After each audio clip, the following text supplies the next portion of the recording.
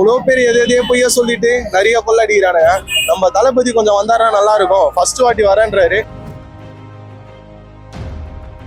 தமிழ்நாடு வந்து ரொம்ப பின்னாடி போயிடுச்சு, ரொம்ப பின்னாடி போயிடுச்சு. நான் கொலை நிறைய போயிடுச்சு. அப்ப வந்து பெண்களுக்கு பாதுகாப்பு அதிகமா தருவாங்கன்னு நாங்க ரொம்ப எதிர்பார்த்து பெண்கள் எல்லாருமே வந்து அதனால எங்க தளபதி கண்டிப்பா பெண்களுக்கு பாதுகாப்பு கொடுப்பாரு. போதை கைது வந்து ரொம்ப அதிகமா இருக்கு.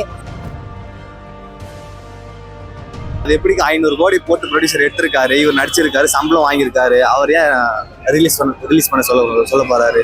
சொல்லுங்க, நீங்களே யோசிங்க. சொல்றவங்க 1000 சொல்லுவாங்க தான். என் பிள்ளைங்களும் எனக்கு 10 பைசா கொடுக்கல. நான் அப்படிங்கிறப்ப விஜய் அவர் கொடுத்தாலும் சரி கொடுக்கல, அவர் பணத்திலும் சரி. நாங்களாம் வேலைச்சில இருந்து வந்துக்கிறோம். வெயில்ல காலையில 7 மணிக்கு வந்தவங்க நேற்று வந்து அவரு வரணும். அந்த தமிழ்நாட்டை ஆளணுமா? சொல்றவங்க 1000 பேர் 1000 சொல்லுவாங்க. 2000, 1000, 1500 இந்த மாதிரிலாம் கொடுத்துட்டு தான் இருக்காங்க. சில இடத்துல நிறைய இடத்துல போயிட்டு தான் இருக்கு. விஜய் பத்தி பேசுறீங்க, சொல்றேன் யாருக்கும் தகுதி இல்லைங்க. விஜய் சொல்றாங்கல்ல தற்கூரின்னு, நான் சொல்றேங்க. திருடுறவங்க வேணுமா, நல்லது பண்றவங்க வேணுமா?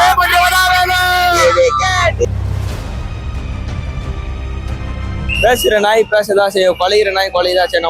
நம்ம போகல போனா தளபதிக்கு நீங்க ஓட்டு போறீங்க. சூப்பர் ஸ்டாருக்கு தளபதி.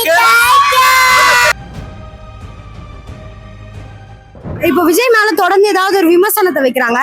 ஜூலி தொடர்ந்து ஏதாவது ஒண்ணு சொல்லிட்டே இருக்காங்க. அதை பத்தி உங்களோட கருத்து? பேசுற நாய் பேசதான் செய்யும், கொலைகிற நாய் கொலைதான் செய்யும். நம்ம போகல போனா இப்போ சொன்ன டைலாகே தான். ஒரு நதி பையனே இது கல்லு போட்டுனே இருக்கும், அது மான்னு போதில்ல, அது மாதிரி தான் போகணும். அவ்வளவுதான். பேசுறாங்க, நம்ம தளபதி விட்டு கொடுக்க முடியுமாங்க? அப்படி பார்த்தா எந்த கட்சியுமே ஒழுங்கு இல்லைங்க. யார் தாங்க ஒழுங்கா இருக்கிறா? எந்த கட்சியுமே ஒழுங்கு கிடையாது. நான் எந்த கட்சியும் எந்த கட்சி நான் தனிப்பட்டு பேச விரும்பல. இருந்தாலும் ஒரு மாற்றத்துக்காக எங்க அண்ணனுக்கு நாங்க எல்லாருமே கை கொடுத்து நிற்போம். எங்களோட கருத்தை பத்தி சொல்ல வேண்டியதுதான். என்ன சொல்றதுன்னா, அவனுங்க பேசுறவங்க பேசிட்டே தான் இருப்பான். சோ புரியுதுங்களா? எங்களை பொறுத்த வரைக்கும் தளபதி நாங்க போட்டு நாங்க நிப்பாட்டுவோம். அவர் என்ன செய்யணும்னு செய்யறவாரு எல்லாத்தையும் செய்யணும். அது வந்து எங்க தளபதி மேல அவங்க பார்த்து பயப்படுற பயமா நான் நினைக்கிறேன். எந்த கட்சிக்கும் வரும்போது வராத பயம் எங்க தளபதி வரும்போது வருதுன்னா அவருக்கு அந்த அளவுக்கு ஒரு இது இருக்கு. அது பார்த்தாலே நமக்கு தெரியுது எங்களோட வெற்றி எப்படி இருக்க போகுதுன்னு. அவங்க எதிர்கட்சிக்காரங்க அப்படிதாங்க பேசுறாங்க. ஆக்சுவலா ஒருத்தவங்க நல்லபடியா வளர்றாங்கன்னா நிறைய விமர்சனம் வைக்கதான் செய்வாங்க. விஜய் மேல விமர்சனம் கிடையாதுங்க. விஜய் வந்து மக்கள் தளபதிங்க. நான் வந்து அவருக்கு வந்து நல்ல ரசிகன். இப்போ ஒரு நல்ல தொண்டனா இருப்பேங்க. நானு விஜய் பத்தி பேசுறீங்க, சொல்றேன் யாருக்கும் தகுதி இல்லைங்க. விஜய் சொல்றாங்கல்ல தற்கூரின்னு, நான் சொல்றேங்க. அவர் வந்து பாத்தீங்கன்னா அவருக்கு வந்து நான் நல்ல ஒரு ரசிகன் தான். இப்ப வந்து தொண்டனா இருக்கேன்னா அவர் பிடிச்ச கேட்டர் வந்து தமிழ் மக்கள் ஒண்ணுன்னா அவர் இறங்கி வருவாரு. இந்த கூட்டம்னா ஓட்டா மாறாதுன்னு சொல்றாங்களே, அதை பத்தி உங்களோட கருத்து? டெஃபினட்டா இந்த கூட்டம் ஓட்டா மாறும். அது எப்படி மாறாம இருக்கும் சொல்லுங்க? கூட்டம் வருதுன்னா அந்த தளபதிக்காக காலையில இருந்து எப்படி சொல்ல காஞ்சு கருவாடானாலும் பரவாயில்லன்னு வெயிட் பண்ற மக்கள் எல்லாம் இருக்காங்களே, எப்படி ஓட்டு போடாம இருப்பாங்க? என்ன ஆனாலும் தளபதி ஏன் தளபதி அப்படின்னு இருக்காங்களே, கண்டிப்பா ஓட்டு வரும். இந்த வயசுல கூட நான் கஷ்டப்பட்டு தான் சாப்பிடுறேன். என் பிள்ளைங்களும் எனக்கு 10 பைசா கொடுக்கல. நான் அப்படிங்கிறப்ப விஜய் அவர் கொடுத்தாலும் சரி கொடுக்கல, அவர் பணத்திலும் சரி. நாங்களாம் வேலைச்சில இருந்து வந்துக்கிறோம். வெயில்ல காலையில 7 மணிக்கு வந்தவங்க நேற்று வந்து அவரு வரணும். அந்த தமிழ்நாட்டை ஆளணுமா? திங்கம் ஓட்டா மாறலன்னு நாங்க வீட்டுல இருக்க போறோமேங்க. ஏங்க நாங்க பார்க்க வர போறோம்? பார்த்தாலே போதுமே அப்படின்னு சொல்லிட்டு நாங்க நினைக்கிறோம். ஓட்டா மாறலன்னு நாங்க ஏன் பார்க்க வரோம்? வீட்லயே இருப்போமே. பார்க்க வர கூட்டம் எல்லாம் ஓட்டா மாறும். கண்டிப்பா எங்க தளபதிக்காக மாறும். என் ஏஜ் வந்து பாத்தீங்கன்னா 23 ஆகுது. சரிங்களா? எனக்கு வந்து ஓட்டு எப்படியா இருந்தாலும் இருக்கு. அவரு மூலியமா தான் எனக்கு ஓட்டு ஐடியா நாங்க வாங்கணும். சரிங்களா? அவரு மூலியமா தான் நாங்க ஓட்டு ஐடியா வாங்கணும். அதனால வந்து பாத்தீங்கன்னா எப்படியா இருந்தாலும் நாங்க போட்டுருவோம். இப்படி எல்லாம் எதுவும் இல்லக்கா. இந்த இவ்வளவு ஜனம் இருக்காங்க, இவங்களுக்கு வந்து நாங்க ஒரு 100, 50 எதுவுமே கொடுக்கல. ஏன் அதுலயே தெரிஞ்சுக்கலாம் நீங்க. இதெல்லாம் வந்து எல்லாமே ஓட்டு தான். அவங்க சொல்றவங்க 1000 பேர் 1000 சொல்லுவாங்க.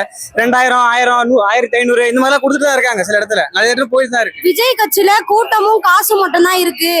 மிச்சம் எதுவும் அரசியலுக்கு தேவையான எந்த ஒரு விஷயமும் இல்லன்னு ஒரு விமர்சனத்தை வைக்கிறாங்க. அதை பத்தி உங்களுக்கு இல்லக்கா, அதுக்கான சிம்பிளான ஒரு பாயிண்ட். நீங்க போய் மக்கள்கிட்ட நீங்க ஏன் விஜய்க்கு ஓட்டு போட போறீங்க கேளுங்க.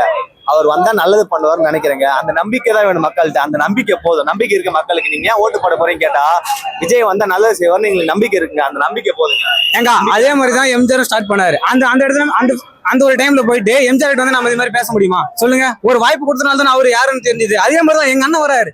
நாங்க நிக்கிறோம் எங்க அண்ணனுக்கு துணையா. அதனால வந்து எங்க அண்ணனுக்கு ஒரு வாய்ப்பு கொடுங்க. கண்டிப்பா வந்து நல்லது பண்ணுவாரு. தமிழ்நாட்டை திறத்தணும், அவ்வளவுதான். என்னை பொறுத்த வரைக்கும் தமிழ்நாட்டோட மக்களை பொறுத்த வரைக்கும் அதே தான். தமிழ்நாடு வந்து ரொம்ப பின்னாடி போயிடுச்சு. ரொம்ப பின்னாடி போயிடுச்சு.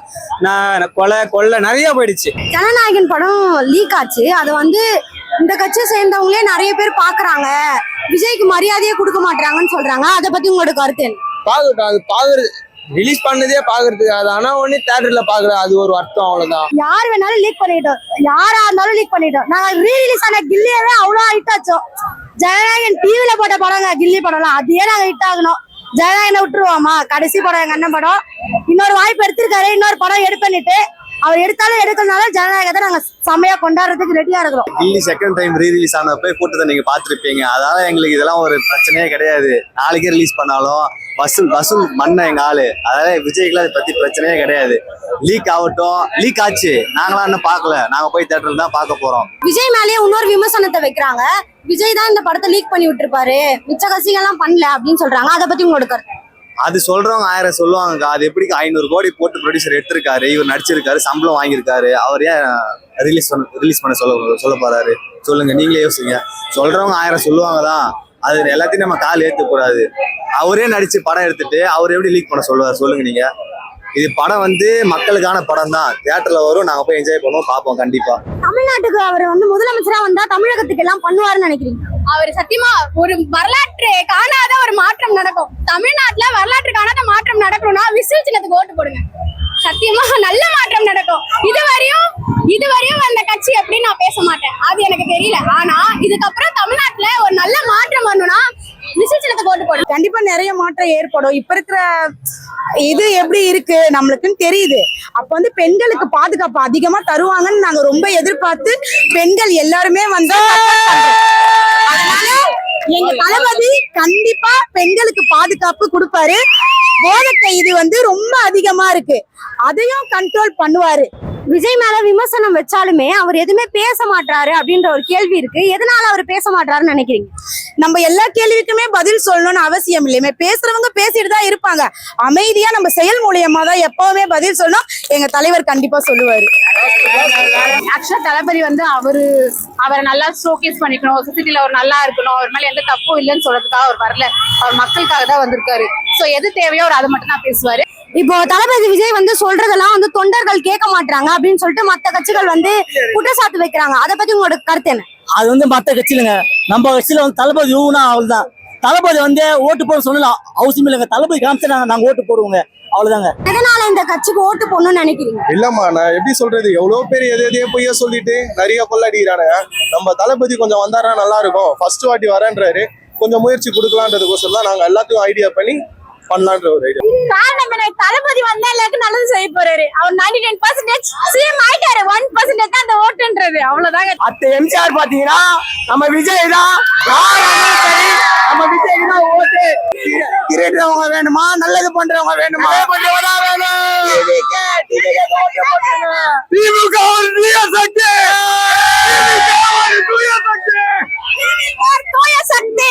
ஆமா, வீட்டுல இருக்க எல்லாரும் விஜய் ஓட்டு போடுவாங்க. எங்க தளபதி தான் எங்க அடுத்த எம்ஜிஆர் இறந்துட்டான்றாங்க. சத்தியமா சொல்றேன், எம்ஜிஆர் திரும்பி வந்திருக்கிறாரு எங்களுக்காக. தளபதிக்கு நீங்க ஓட்டு போறீங்க, சூப்பர் ஸ்டாருக்கு. தளபதி விஜய் மாமா பாக்காது தாக்கு. I love you, love you to. ஐயோ சொல்ல மச்சான். விஜய் சின்னத்துக்கு எல்லாம் ஓட்டு போடுங்க.